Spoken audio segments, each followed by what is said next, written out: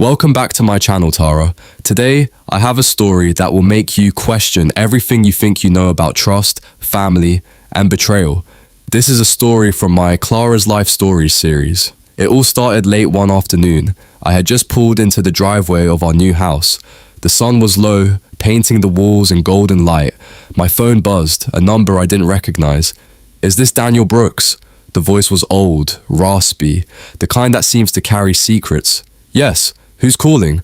"This is the previous owner of your house," he said. "I'm sorry to bother you, but I forgot something serious." I almost hung up. What could it possibly be? A missing key, a broken pipe, but the tone in his voice made my stomach twist. Then he said the words that froze me completely. "There's a camera in the living room ceiling. I forgot to disconnect it from the cloud before the sale. It's been recording." I went completely still, gripping the steering wheel as if it could anchor me. "I only realized today," he continued, "when I opened the old feed by accident. I didn't mean to see anything, but what I saw, you need to know." My chest tightened. "What did you see?" I whispered. Silence. "Don't ask over the phone," he said finally. "And don't tell your wife. Come alone. I'll show you everything." I stayed in the car for what felt like an eternity, staring at the house. Claire had decorated the porch with warm fairy lights. Inside, I could hear her laughter mingling with her mother and sister as they unpacked boxes. A sense of normalcy.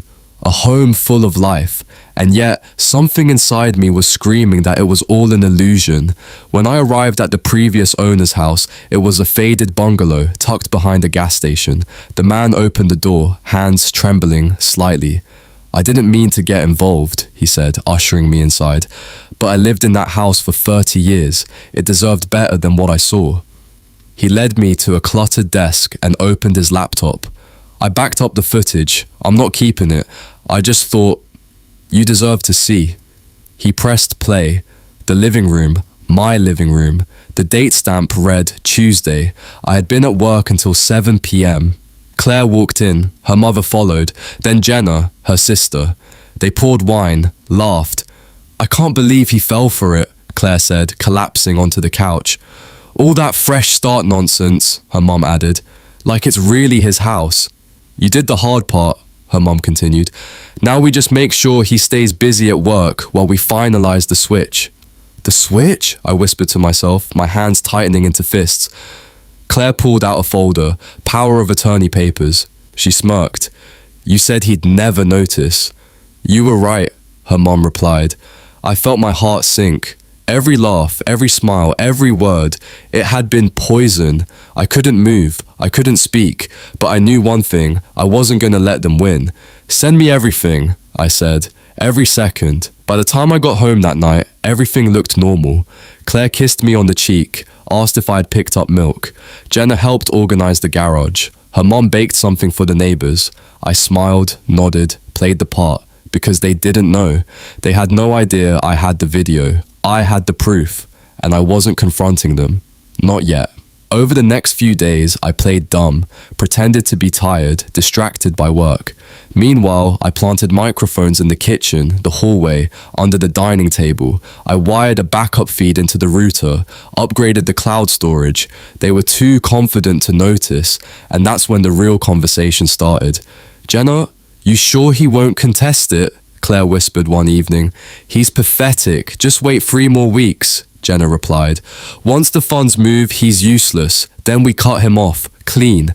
I sat in the garage that night, staring at the glowing laptop screen, my mouth dry, my fists clenched, my heart turned cold. They weren't just planning betrayal. They had scheduled it. I opened a blank spreadsheet. Step 1, hire a private lawyer. Step 2, quietly reclaim every asset. Step 3, give them the performance of a lifetime. The lawyer's office was a quiet building on the edge of town. Harold Maddox. No flashy suits, no small talk, just sharp eyes and airtight plans. "I want to revoke the power of attorney I signed 3 months ago," I said.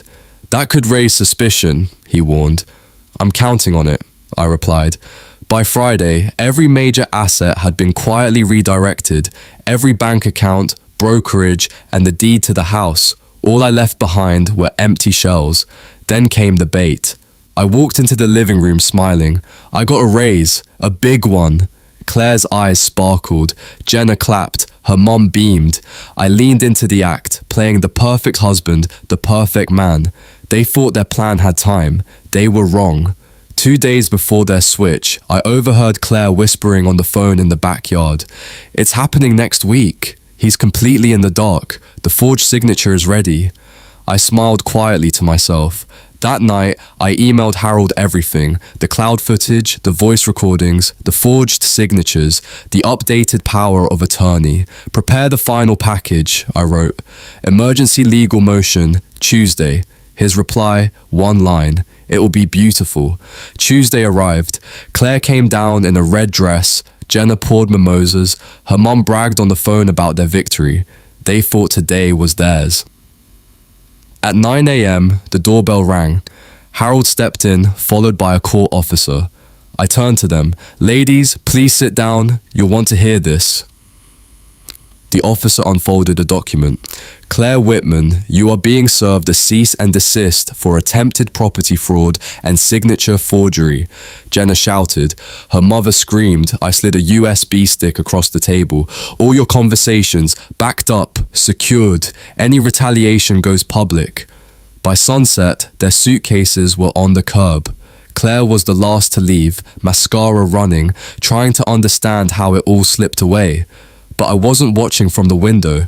I was downtown, handing the final file to a firm Claire had dreamed of joining. "She'll never practice law again," the partner said. "That's the point," I replied. Back home, I sat on the porch with a glass of bourbon.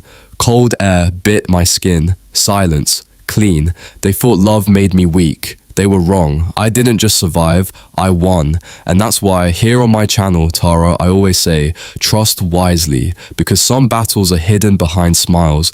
If you enjoyed this story, don't forget to like, subscribe, and hit the bell for more stories on Clara's life stories.